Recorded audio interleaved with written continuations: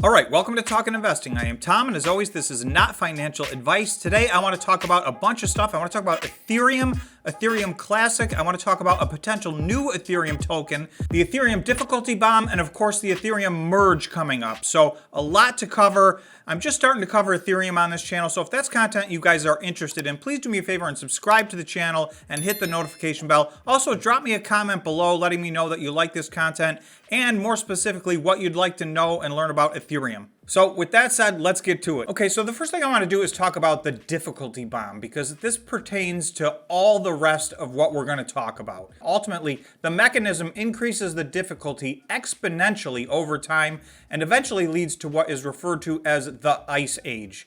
That is, the chain becomes so difficult to mine that it grinds to a halt and stops producing blocks. So that is the point of this difficulty bomb that they want to introduce as a part of this merge. Difficulty bomb was originally put into place for a variety of reasons, and then this article talks about two reasons.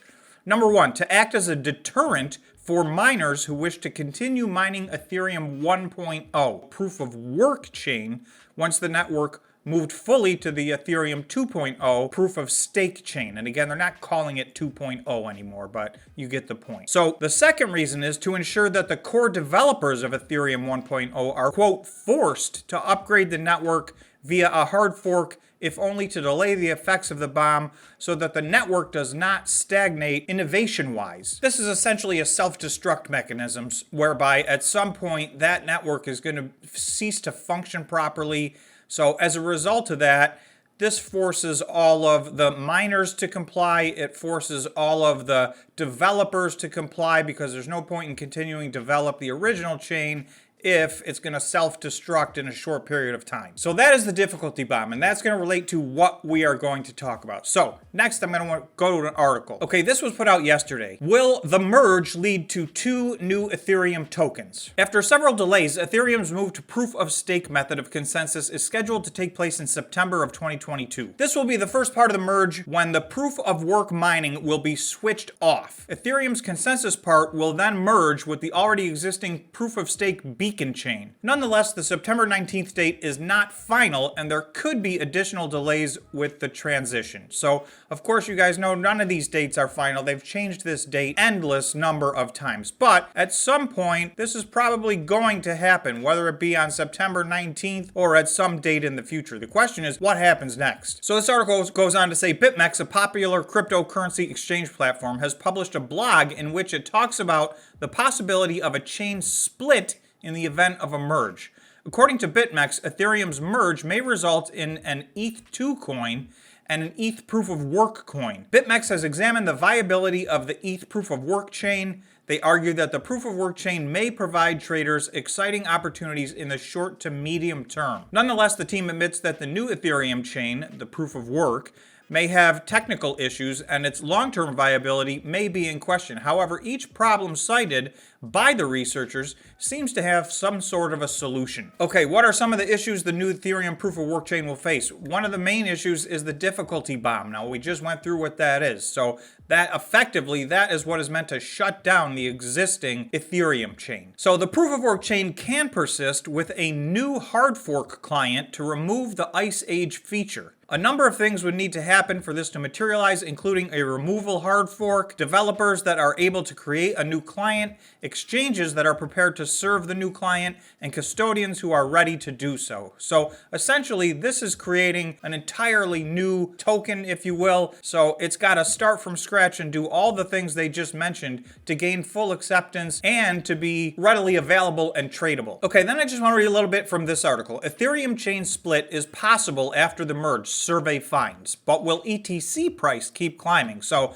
now we've got several things. We've got Ethereum, we've got Ethereum Classic, ETC, which already exists. Now we know that's had a massive surge. We will look at the chart in a few minutes and show just what kind of surge that's had over the last month. And that is directly due to the fact that people are anticipating the Ethereum merge and move over to proof of stake. But now we're saying maybe a third coin will come into existence, an Ethereum proof of work coin. Now, ETC, Ethereum Classic, is already a proof of work coin. So to some extent, there's some crossover here that may present either a problem or a barrier. The demand for a second proof of work may not be as great as they think. Ethereum Classic is a relatively smaller proof of work chain compared to Ethereum in terms of usage and hash rate.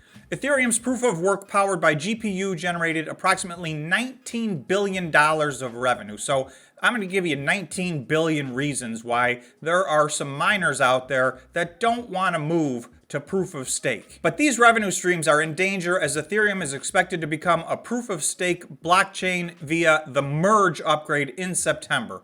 Miners could then revolt against the new upgrade by continuing to mine on the old Ethereum proof of work after the hard fork chain split. So what I wanted to get to, this article is basically alluding to the same thing the last one is. However, they did a survey and they got 4,277 votes in this survey. And the results are very interesting because they actually propose 3 different scenarios. Number 1, which was the most commonly selected at 53.7%, is that the ETH merges to proof of stake smoothly, and that's that. So just a little over half of the people think this is all going to be fine. We're moving to proof of stake, and there will be no issues beyond that. However, a fairly significant number, 33%, believe that there's going to be an ETH1 proof of work token and an ETH2 proof of stake token.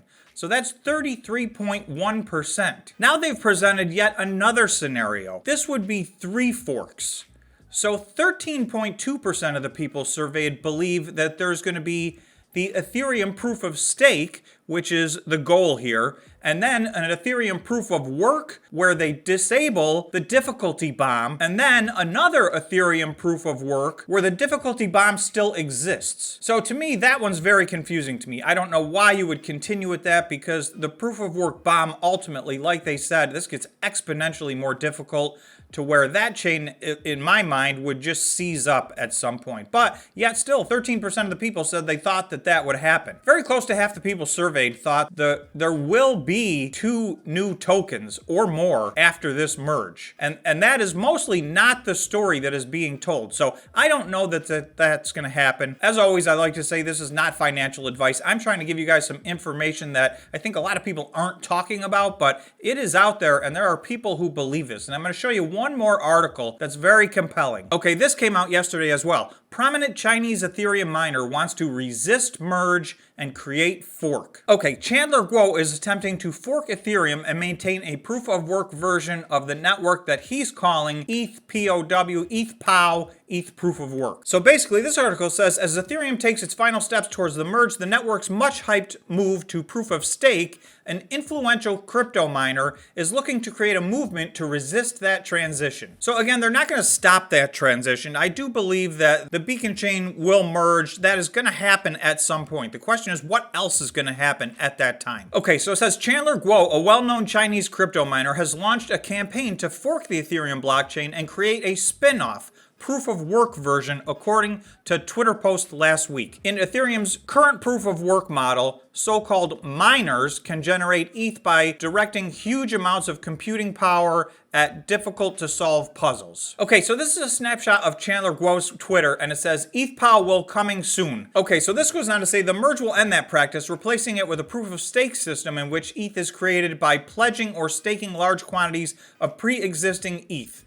Proof of stake is anticipated to make Ethereum a 99% more environmentally friendly network. And what they mean by that is it's going to use basically 99% less energy, or said another way, it's going to use 1% of the energy that the current chain uses. But the transition will also end the practice of Ethereum mining, leaving ETH miners stranded with costly and now potentially useless specialized hardware. For that reason, Guo is attempting to, come the merge, fork Ethereum, preserving its old proof of work network so miners can continue to generate cryptocurrency with existing equipment. But the cryptocurrency would not be ETH post-merge. ETH will only be generated via proof of stake. So like we talked about, that's going to be the merge, and that will move forward as ETH. So what he's creating here would be a new token. Such a move would not be without precedent. In 2016, when developers forked Ethereum to attempt to remedy a massive hack, some purists remained on the old network, which they dubbed Ethereum Classic, or ETC. At that time, Guo was a major proponent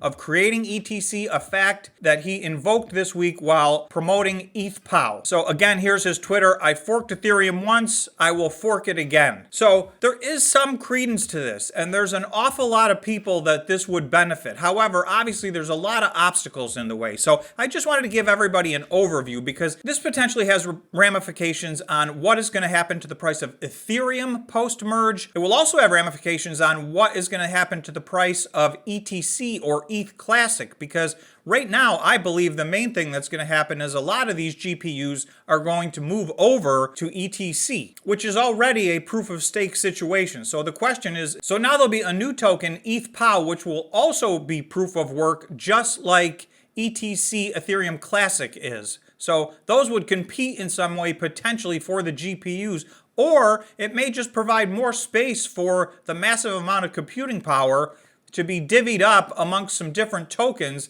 and continue to make money. So there's a lot more to this story. So let me know if this is something you guys are interested in and you want a deeper dive on. Obviously, we think September 19th, we're going to find out some of these answers. However, this is just the latest date in a series of delayed dates, so we don't know until we get there. I just want to take a quick look at the ETC Ethereum Classic chart, because you can see with this merge coming up from their low on June 18th, so that was about a month and a half ago, until their high on July 29th, which was 3 or 4 days ago, they were up 254%. But even if we go to just where they are right now today, ETH Classic or ETC is up 192%, basically in just a little over 1 month. So you can see they have gotten a massive boom in the short term here. However, I'm going to zoom out and show you that this is only the beginning. There's a lot more room on the upside for ETC, should that be where the miners end up deciding to migrate once this merge happens. Okay, so this is ETC on the 1 week time frame. So if we take a look, ETC, like actually most of the altcoins, went into a full-blown crypto winter. They were down from their highs in May of 2021. Just about 1 year later, they were down almost 93%. So despite this recent run-up, there is still a lot of room left to the upside from their previous all-time high. In addition to that, there's a catalyst that could push them well beyond their previous all-time high, because ETC or Ethereum Classic had to compete directly with Ethereum, and now that will no longer be true because one is proof of work and one is proof of stake. So the potential upside, just to get back to the previous all-time high from last May, would be another 378% up from there, and like I said, it could go past that. However, the wrinkle is, if after the merge there's a fork and there's an ETH POW, which is another proof of work, that could potentially have big ramifications on what happens to ETH Classic. So I'm trying to keep a close eye on this. I'll try and keep you guys up to date as more information comes in. So that's all I got for you right now on Ethereum, Ethereum Classic, and everything surrounding it. So thanks so much for watching. Please remember to subscribe to the channel and hit the notification bell. And also please smash the like button. Thanks so much for watching.